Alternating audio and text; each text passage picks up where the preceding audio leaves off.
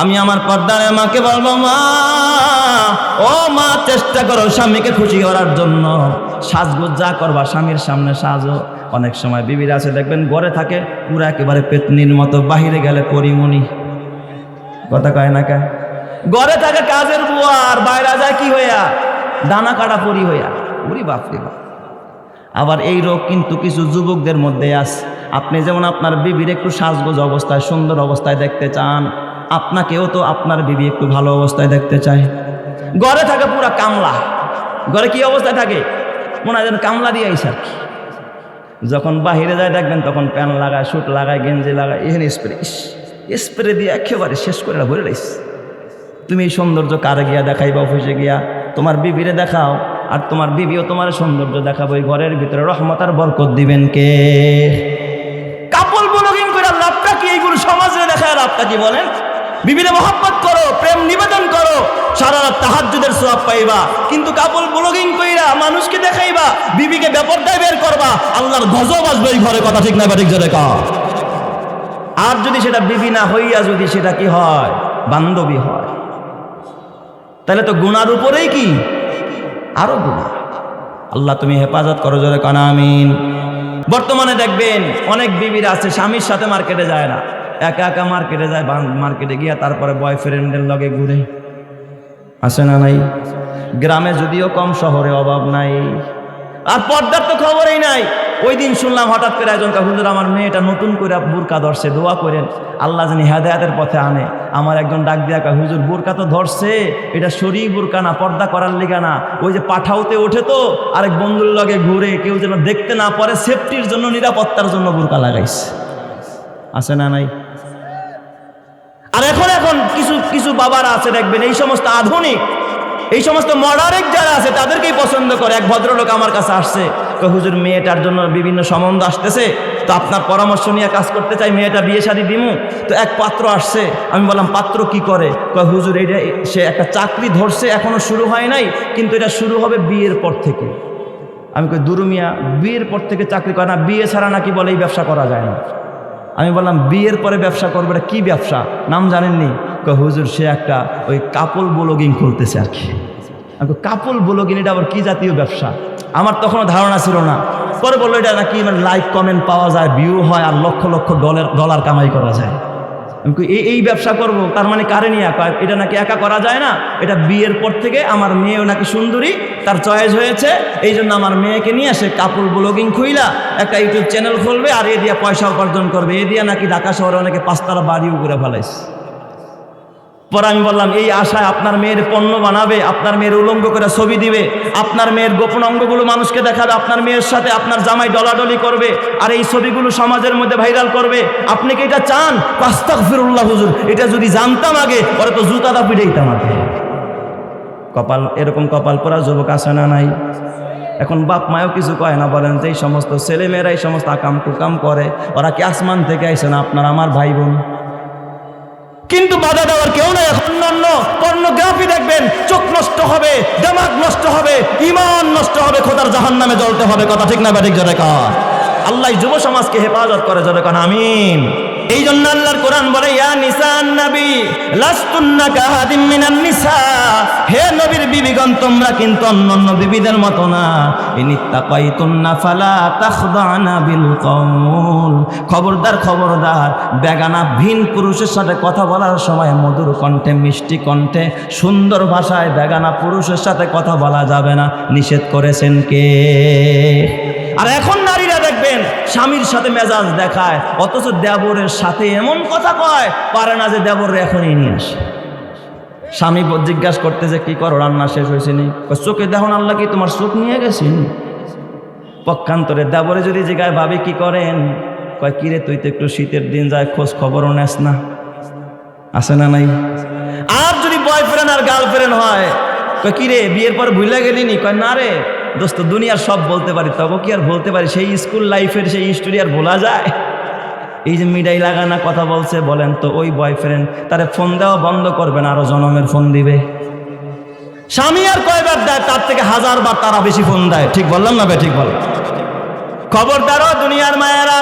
এই জন্য আমার আল্লাহ জানে, আল্লাহ বলে ফালা তাখদানা বিল কওল, বেগানা পুরুষের সাথে কথা বলার সময় মধুর কণ্ঠে কথা বলবা না, মিষ্টি কণ্ঠে কথা বলবা না, বেশি ভদ্রতা দেখানোর দরকার নাই। ফায়াতমা আল্লাযী ফী কলবিহি মারাদ, কেননা তোমরা তো জানো না কিছু কিছু মানুষ এমন আছে চেহারা বড় ভালো কিন্তু অন্তরটা বড় কালো, ওর অন্তরে খারাপ। তুমি মধুর কণ্ঠে কথা বলবা, সে তোমার প্রেমে পড়বে। আর যদি প্রেম না করতে চাও তোমাকে অ্যাসিড নিক্ষেপ করবে, তোমার দুনিয়াও ধ্বংস আখিরাতও ধ্বংস। এই নির্দেশনা দিলেন যিনি, তিনি কে? ফায়াতমা আল্লাযী ফী কলবিহি মারাদ ওয়া কুলনা কাওলাম মারুফা। আল্লাহ ডাক দিয়া কয় তবে আবার কর্কশ ভাষায়, তবে আবার গরম কথাও বইল না। গরম বললেও জ্বালা আসে না নাই? অনেক সময় যদি একটা ছেলে কোনো মেয়ের সাথে গরম কথা কয়, দেখবেন তার এসিড মারে, তার বিরুদ্ধাচারণ করে। এই জন্য আল্লাহ শিখায়া দেয় নরমও বলবা না। নরম করলে প্রেমে বলবে, গরম করলে তোমার বিরুদ্ধে লাগবে। নরম বলার দরকার নাই, গরম বলার দরকার নাই। ওয়াকুলনা কাওলাম মারুফা। বেগানা মানুষের সাথে কথা বলার সময় তোমরা স্বাভাবিকভাবে কথা বলো।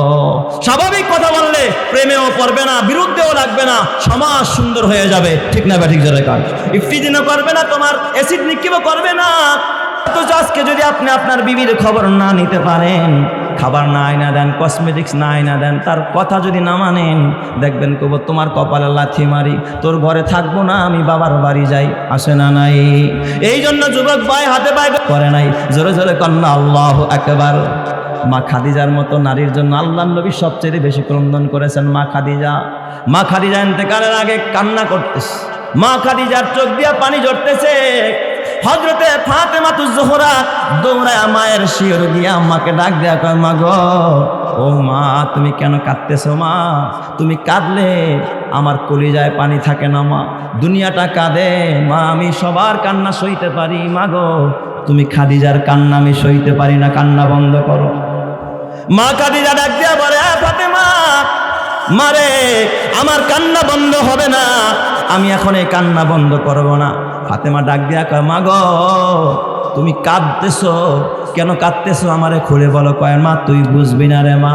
অমনি ফাতেমা দৌড়ে আমার নবীর কাছে যায়, নবীজিকে ডাক দিয়া বলে, আব্বা আমার কলিজার টুকরা মা খাদিজা যেইভাবে ক্রন্দন করতেছে, মায়ের কান্না বরদাস্ত করতে পারি না গো আব্বা যান, আপনি একটু মেহেরবানি করে যান, আমার মায়ের চোখের পানি বরদাস্ত করা যায় না, আমার মায়ের কান্নাটা বন্ধ করে দেন। দোজাহানের নবী দৌড়ে গিয়া মা খাদিজার কাছে চলে গেলেন, ডাক দিয়া বলেন, খাদিজা, ও গো খাদিজা, ও খাদিজা, এই মক্কায় যখন আমার উপরে কোনো ছায়া ছিল না, আমার দেখার কেউ ছিল না, তখন তুমি তোমার জীবন যৌবন ধন সম্পদ সব তুমি আমার কদমে ঢেলে দিয়েছো গো খাদিজা।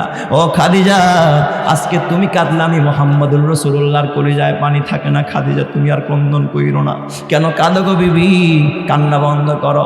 মা খাদিজা ডাক দিয়া কয়, ইয়া রাসূলুল্লাহ, ইয়া হাবিবাল্লাহ, আমার কান্না বন্ধ হবে না আপনি যতক্ষণ না আপনি আমার 4টা দায়িত্ব গ্রহণ না করবেন, আমার 4টা কথা না মানা পর্যন্ত আমি খাদিজার কান্না বন্ধ হবে না।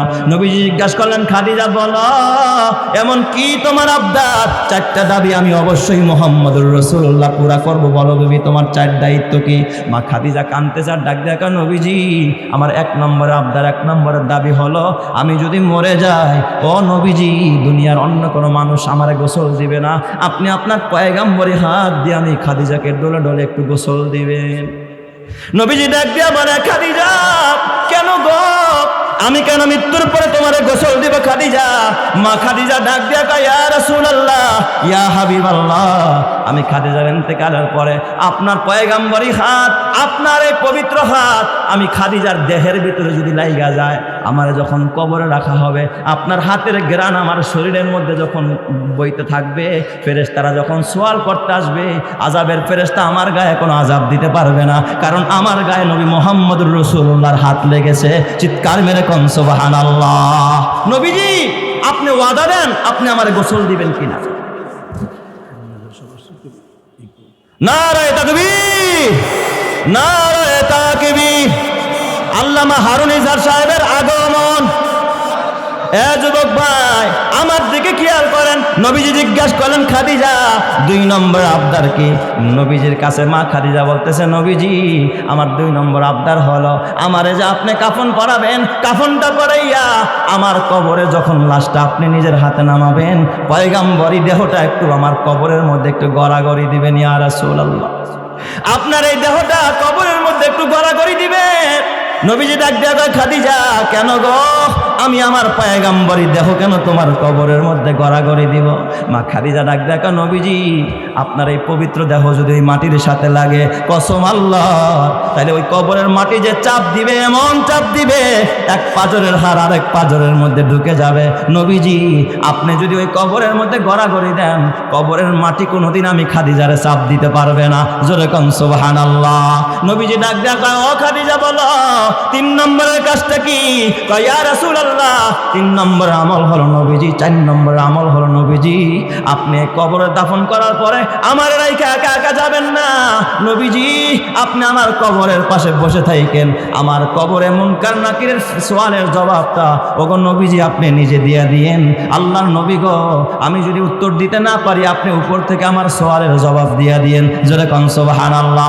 মা খাদিজার ইন্তেকাল হয়ে যায়, নবীজি 4টা আমল করলেন।